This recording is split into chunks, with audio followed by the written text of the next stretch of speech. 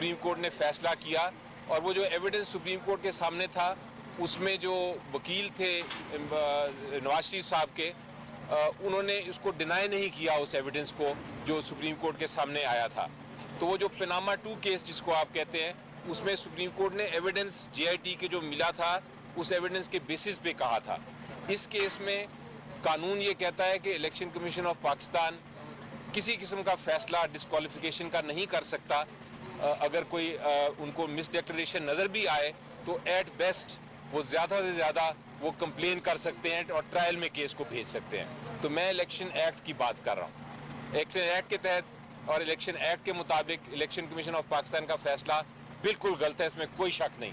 بلکہ آپ کو یاد ہوگا کچھ دن پہلے جسٹس قاضی صاحب نے کہا تھا کہ جب آپ کا ایسے غلط ججمنٹس ہوں تو آپ جس نے فیصلہ کیا ہے اس کے خلاف بھی کچھ بول سکتے ہیں۔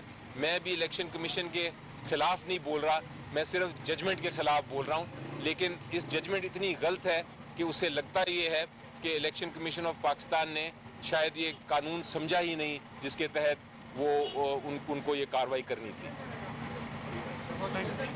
Thank you.